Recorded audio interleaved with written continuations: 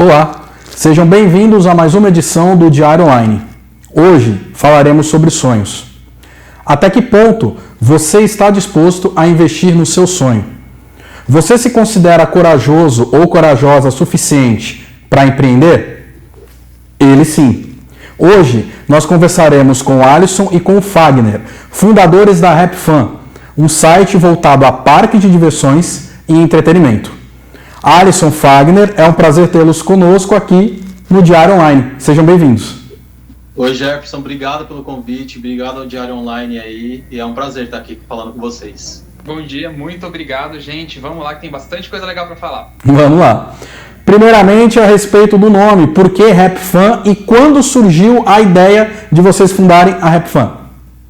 A RapFan a ideia surgiu no final de 2012 e a gente fez o projeto acontecer em 2013. O nome RapFan, ele é uma junção das palavras rap e fan em inglês, né? Aí a gente cortou a palavra rap ali, então ela ficou pela metade. Exato. E aí ela representa o quê? Felicidade e diversão, que é o que você mais encontra nos parques, nas atrações que a gente mostra para vocês no canal, em nosso site, etc. Então por isso que a gente criou esse nome, para representar essas sensações. E atualmente a nossa equipe é composta por 4 pessoas, 2 amigos nossos que moram lá no Canadá, o Laércio Moro, que é um dos fundadores com a gente, e o Vinícius Carvalho, que entrou há pouco tempo. Sim, um certo tempo, na verdade. São brasileiros também, que às vezes acham que é canadense. Vocês, nesse período que vocês estão com a RapFan, vocês têm ideia mais ou menos de quantos parques de diversões vocês já visitaram? Quem é bom com esses números é o Alisson, que ele sempre guarda isso, mas eu tô próximo dos números dele. O Alisson é a enciclopédia. Eu fico guardando as coisas, eu vou anotando tudo. Entre 85 e 90 parques que a gente já visitou desde quando a gente começou a RapFan. Uau! Montanhas russas? Montanhas russas eu também vou anotando conforme a gente visita, eu vou colocando no bloco de notas, assim, vou anotando. Com 285 até então, espero aumentar quero bater as 300 logo. Eu acho que os números devem estar em torno de umas 260, que eu não fiz as montanhas russas de Orlando, eu fiz Europa e outras regiões dos Estados Unidos. E ele fez Orlando já. Uau, mais de 200, quer dizer, quase 300 montanhas russas. É muita coragem e muito estômago também. De todos os parques que vocês visitaram até hoje, teve um que marcou vocês em especial e que vocês poderiam voltar várias e várias vezes, e por quê? A gente já conheceu muitos parques, né, como a gente acabou de mencionar, e acho que não dá para comparar a experiência de um parque ou outro. São muitos parques bons, que a gente tem memórias incríveis, só que um que marcou muito a gente foi o Parque Porsche Aventura, que fica lá na Espanha. Ele é um parque fantástico e acho que a experiência completa dele, né, agrega muito. É um parque muito incrível, ele tem ótimas atrações, seja montanha-russa, seja atrações normais, né, os rides, shows, enfim, comida boa. Mas é que eu acho que ele, além do parque ser muito bom como outros que nós já fomos, ele tem algum quê a mais ali que acabou pegando a gente, assim, conquistou, entendeu? E também a visita foi muito boa, então é esse que a gente voltaria, sei lá, 10 mil vezes eu queria voltar se fosse possível. Sem dúvidas. Eu acho que o legal também é o clima do lugar, né? É um clima meio praiano, parece até um parque brasileiro, de repente. Certo. A produção vai começar a passar algumas fotos que a gente separou, dos passeios, enfim, da foto que vocês mesmos tiraram, né? Através do trabalho de vocês e etc. A gente falou de um parque que marcou. E curiosamente, assim, o carro-chefe, normalmente as pessoas falam da Disney, da magia da Disney, de tudo que a Disney representa. Vocês não citaram a Disney, mas vocês visitaram a Disney. Vocês gostam da Disney, que tem aquele padrão mais familiar, ou o negócio de vocês seria parque mais radical? Claro, a gente ama a Disney também, é uma das grandes referências aí nesse ramo dos parques de diversões, e são referências claras que a gente vê em outros parques também. O público brasileiro, na verdade, quando pensa em parques de diversões, sempre vem Orlando à cabeça, sempre vem a Disney à cabeça. Claro que a Disney entrega uma experiência completa. Às vezes as pessoas fora dessa bolha de parques não têm a ideia de que a Disney é para a família, que independente da sua idade, você vai ter uma experiência muito maravilhosa dentro do parque. Eles entregam tudo em gastronomia, a experiência com os personagens, até mesmo das atrações. Ela não tem atrações tão radicais como em outros parques, mas é impossível você sair triste da Disney, eu acho, né? Sim, só que...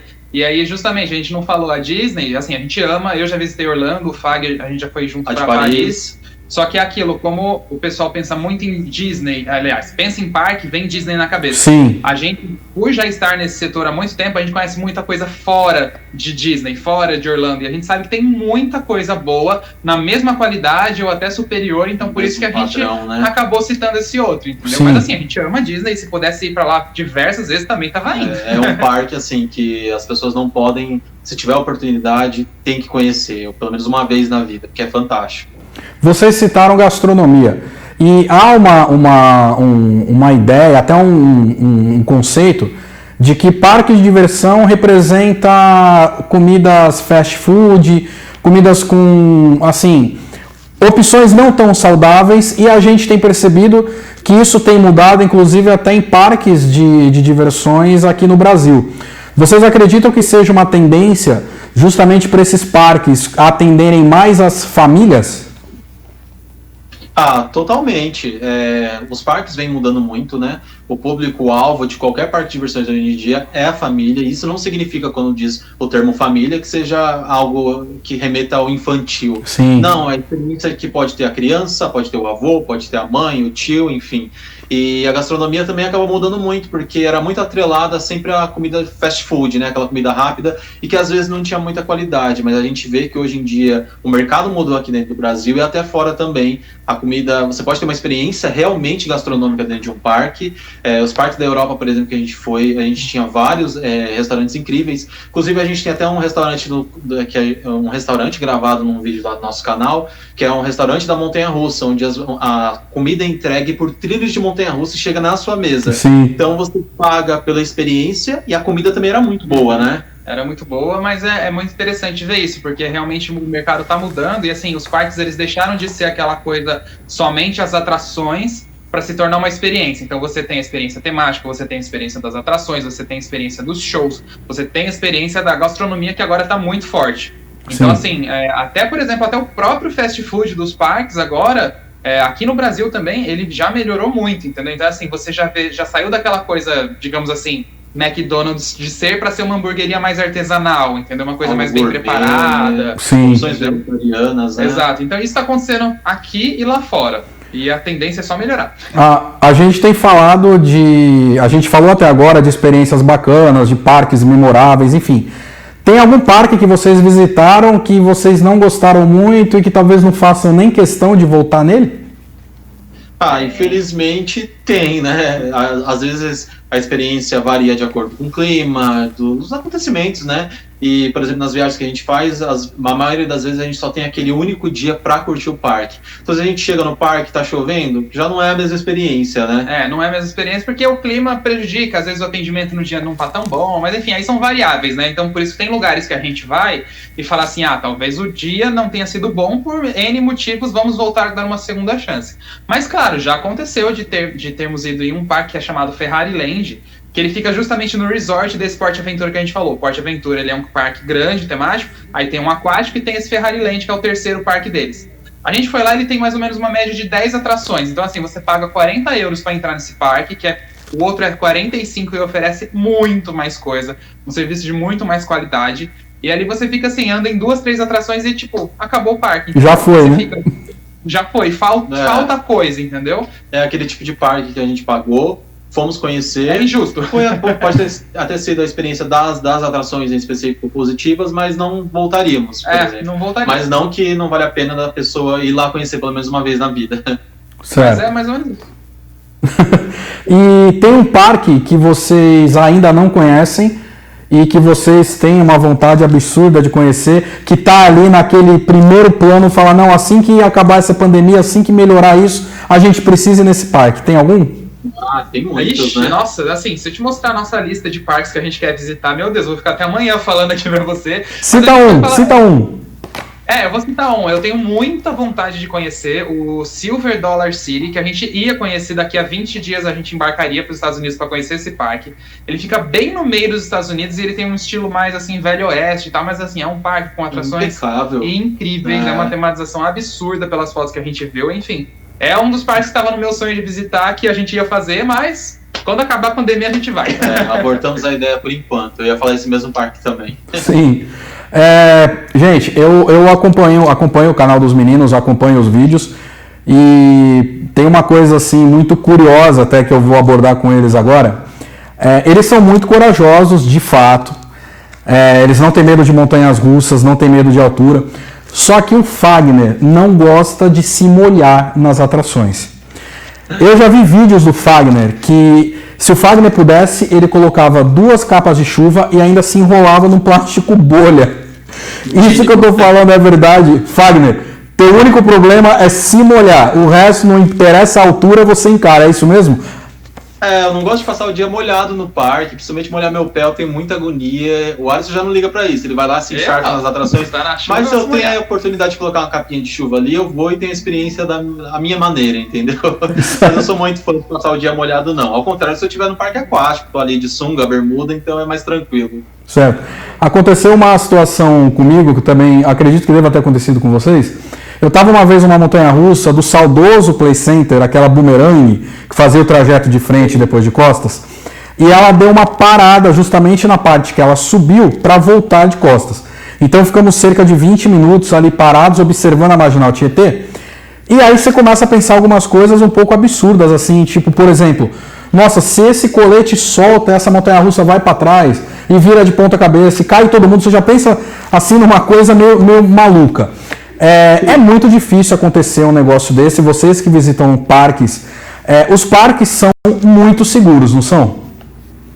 Sim, os procedimentos de segurança dos parques cada ano vem melhorando, né? Sim. Cada vez mais. E eles seguem procedimentos e protocolos de segurança muito rígidos. E esse tipo de parada é algo comum de acontecer, porque uma montanha-russa, uma atração como essa, tem diversos sensores no percurso inteiro. Se um sensor falha, exatamente o sistema ali fala que algo não está certo, né? Não está da maneira correta. Então por isso que a atração acaba parando, para que um técnico vá lá e veja se tem algum problema. E aí ele já faz a verificação e já libera a atração.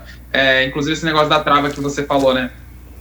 Todas as atrações mais modernas e atuais, inclusive da Boomerang do Play Center, ela só abre a trava quando você está na estação com uma frequência de energia assim que a própria estação vai liberar, entendeu? Então, assim, não tem como. E tem outras atrações que às vezes quando não é liberado assim de energia elétrica e tal, são com chaves, então assim, não tem como destravar no meio do trajeto. Mesmo que se falte a energia em outra atração, por exemplo, não vai ter problema nenhum, ela vai, sim, de repente pode ficar só balançando ali até ela parar com a força da gravidade, a força da física. E já aconteceu com a gente em atrações também, aí, tanto aqui do Brasil quanto lá fora, da gente parar no meio da montanha-russa, no freio, assim, que tem no meio dela e ficar ali 15 minutos esperando, ou tá subindo, parou, ou o brinquedo soltou e ficou lá meia hora balançando com a gente até parar.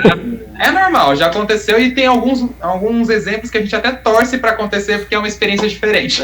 Exato. Olha, a informação foi válida, mas pelo menos para mim ela chegou com um pouco de atraso, porque eu fiquei um pouco desesperado quando aconteceu isso lá no Play Center. Mas peraí, vocês falaram que algumas vezes vocês torcem para isso acontecer? Sim. Por exemplo, tem a maior montanha-russa do mundo, que é aqui em Dakar, ela tem um procedimento que acontece nela que se chama rollback, que é quando ela não consegue fazer o percurso dela até lá o topo, ela tem força ou pelo vento, né? O que mais que pode influenciar? Sempre acho que mais pode ser o vento, né? Ou, por exemplo, o motor ali, ele teve uma força X, só que não foi o suficiente por algum motivo. Ela vai e volta, seria isso? Ela não chega a subir e volta, é isso? Exato, ela volta de costas. Então esse é um negócio muito famoso que todo mundo torce para acontecer. Porque é uma experiência quase dupla, né? Porque você vai de novo, você vai e volta de costas, e aí você vai de novo e para ver se ela completa esse trajeto, entendeu? Mas uma montanha-russa de lançamento, né? Ela te lança, mas não tem tanta força, então ela tem que voltar de costas. Mas é extremamente normal isso. Inclusive, quando a gente foi em uma dessas, na fila, aconteceu isso. A gente estava na fila e aí aconteceu com o trem. Eu falei, meu Deus, eu queria estar ali. Como vocês podem perceber, uns torcem para acontecer e eu torço para que não aconteça nunca comigo. Meninos, para as pessoas que estão assistindo e que pensam de repente em correr atrás do sonho, porque a gente sabe que vocês são apaixonados por parques de diversões e esse projeto foi a concretização de um sonho. Que dica vocês dariam até para motivar as pessoas a buscarem o sonho e a não terem medo de empreender? Primeiramente, dedicação, né? Se você quer tocar um projeto, mesmo que os seus recursos sejam menores ou sejam poucos, você tentar fazer sempre a coisa acontecer de forma profissional, e foi o que aconteceu com a gente. a gente não tinha grandes recursos, nem grandes estruturas, a gente focou e sempre se dedicando, sempre colocando uma frequência ali. Por exemplo, hoje a nossa plataforma mais visitada, a nossa maior vitrine é o YouTube. O YouTube aqui no Brasil, 95% dos jovens que consomem a internet, ou têm acesso à internet, consomem o YouTube. Isso dá mais ou menos umas 135 milhões de pessoas. É muita gente. No mundo não precisa falar, né? O YouTube é a nova TV, tem uma audiência, vamos supor assim, de quase 3 bilhões de pessoas. Então é algo que pra gente é muito funcional e se torna uma vitrine. Então a gente sempre tentou ter uma frequência, sempre lançando vídeos semanalmente, 2 vezes na semana. E a internet te dá uma possibilidade muito grande, né? Um leque muito grande. A gente está presente em todas as redes sociais, comunicando a 360 graus. E é sempre, acho que, dedicação. Você saber o que vai comunicar e comunicar de maneira bem feita, com a sua identidade, sempre tentando ser verdadeiro, né? Sim. E também a questão, assim, se você tiver medo e tal, eu acho que, assim, o medo faz parte, mas é se jogar, entendeu? Tipo, planejar direitinho para você não se prejudicar, se for, de repente, um empreendimento que você tenha que, né, ter uma disposição financeira um pouco maior. Então, assim, fazer o seu plano e aí não ter medo, porque pelo menos você tentou, entendeu? Aí depois ainda, se você não tivesse tentado, você vai ficar com aquela dúvida, se tivesse dado certo. Sim. A gente estamos aqui, nos esforçamos e nos dedicamos e tá dando certo. E crescendo cada dia mais. Que bom. Bom, meninos, a gente separou uma foto, eu pedi para a produção separar uma foto rapidinho, que realmente essa foto prova que vocês realmente não têm medo de nada. Eu fiquei observando essa foto, primeiramente eu olhei e falei, será que eles estão em algum carrinho de montanha-russa? Não, não estão. Vocês estão no alto de uma montanha-russa e eu gostaria de saber o que vocês estão fazendo ali. Essa foto sou eu na foto, essa foto é no Parque Cedar Point, que fica em Ohio, nos Estados Unidos, e era uma visita guiada, né, um VIP Tour que tinha ali. Esse VIP Tour era o seguinte, você entrava no parque às 6 da manhã, você tomava café da manhã, enfim, aí você veste as roupas e tal, e eles te prendem, né, você sobe num elevadorzinho, porque essa montanha-russa aí tem 68 metros de altura, então só isso. Ia demorar muito. A gente ia demorar muito, né? Imagina subir escada 68 metros. Então, aí você sobe no elevador, aí lá em cima você vê o nascer do sol, entendeu? Então aí você também vê toda a parte técnica dela, parte de manutenção, como é a queda dela ali. Ela tem o mesmo estilo da Shaker do Busch Gardens, é a mesma fabricante, é o mesmo modelo que é chamado de Dive Machine, que é máquina de mergulho, mas essa aí fica em outro estado. E essa é um pouco mais alta. Então foi isso que a gente foi fazer. Ver essa parte técnica aí. O VIP é The Sunrise VIP Tour, né? É o VIP do Nascer do Sol. Mas foi incrível, uma experiência para entusiastas. E a realização de um sonho pra gente. Vocês são realmente muito corajosos. Acho que eu espero um dia ter essa coragem para parque de diversões também. Meninos, o papo tá muito bom, mas a gente vai encerrando por aqui.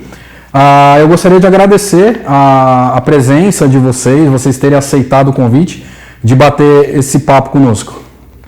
Obrigado a vocês. Imagina, a gente que agradece, Jefferson. Obrigado pelo convite, foi bem legal o bate-papo. Obrigado também aí todo mundo do Diário Online.